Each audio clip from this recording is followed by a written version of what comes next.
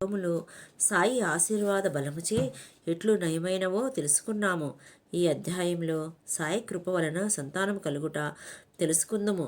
ఎన్ని జన్మల పుణ్యఫలమో మానవ జన్మ లభించినది. భక్తులు చేయవలసిన విధులు కథల రూపమున బోధించిరి. భక్తులందరూ హాయిగా జీవించుటయే బాబావారి తపన.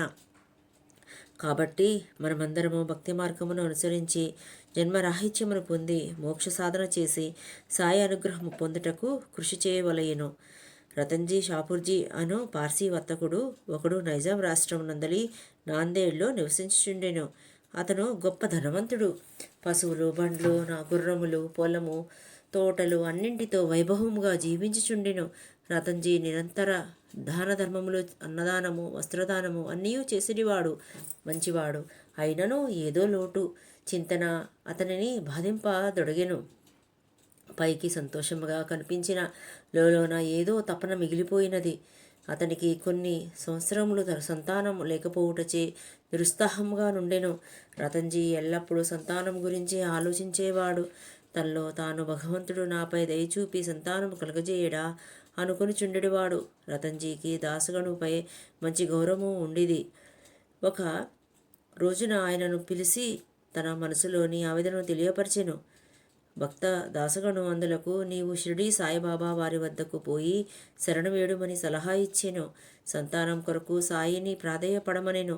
కొన్ని రోజులైన తరువాత అతను షిరిడీకే వచ్చెను. సాయి దర్శనము గావించెను.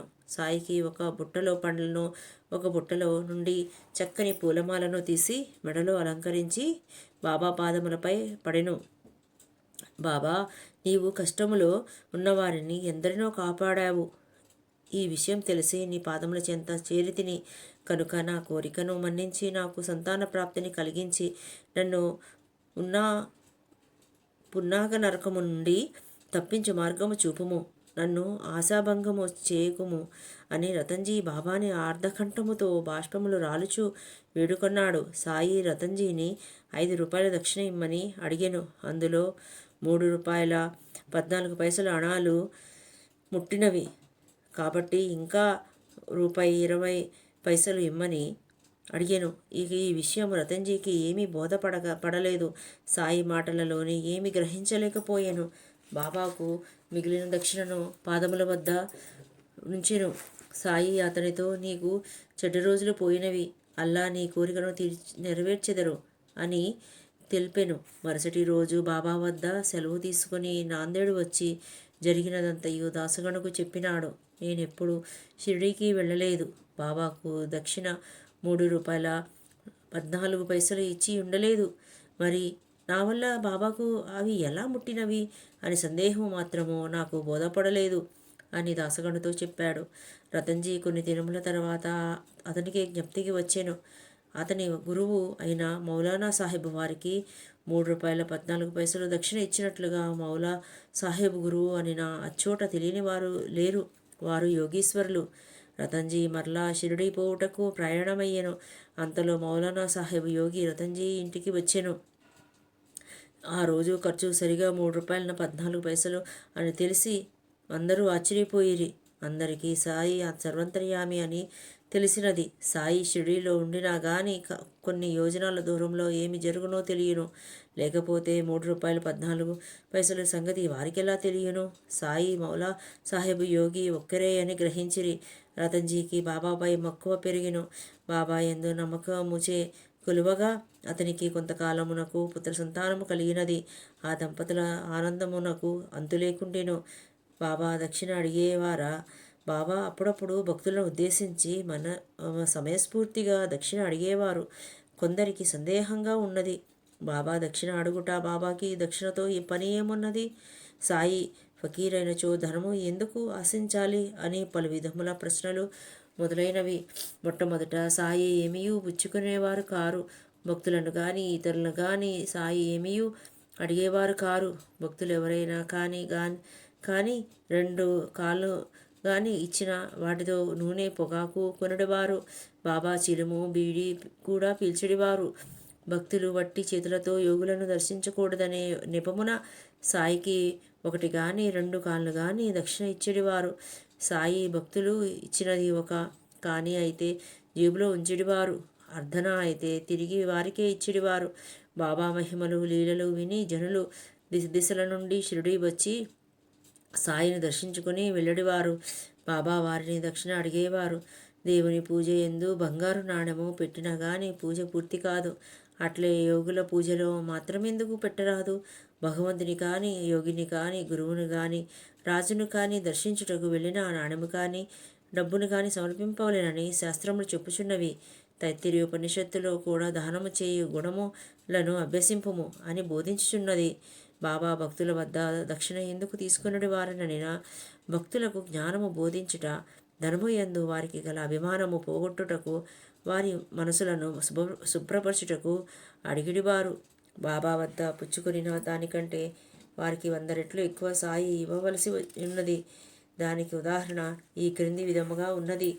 గణపతిరావు బోడన్ అను గొప్ప నటుడు తన మరాఠీ జీవిత చరిత్రలో క్షణక్షణమునకు దక్షిణ అడుగుట చేత తన వద్దనున్న సంచి తీసి బాబా ముందు కుమ్మరించి తిని, అప్పటి నుండి నాకు సాయి దయ వలన డబ్బుకు లోటు లేదు. కావలసిన ధనము అతనికి వచ్చుచుండెను. తర్కడ్ భార్యను బాబా ఒకనాడు 6 రూపాయలు దక్షిణ అడిగారు. ఆమె దగ్గర డబ్బులు లేకపోవటచే చాలా బాధపడుచుండేది. అప్పుడు ఆమె భర్త సాయి అడిగినది ధనము కాదు, నీలోనున్న 6 విరోధులు అనగా కామ, క్రోధ, లోభ, మోహ, మదమాశ్చర్యములను పూర్తిగా సమర్పించమని బాబా కోరెను అని అర్థము తెలిపెను. మరి ఒకసారి ప్రొఫెసర్ జీజీ నార్కేను బాబా 15 రూపాయలు దక్షిణ అడిగారు. అతని దగ్గర డబ్బు లేదన్న సంగతి నాకు తెలుసునే.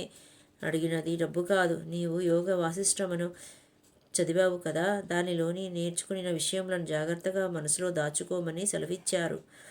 సాయి భక్తుల యొద్ద నుండి చాలా ధనము వసూలు చేసినను దానినంతయు ఆ దినముననే అందరికీ పంచి ఇచ్చిడివారు. ఆ మరుసటి రోజుకు మామూలు పైద ఫకీరైపోవుచుండిరి.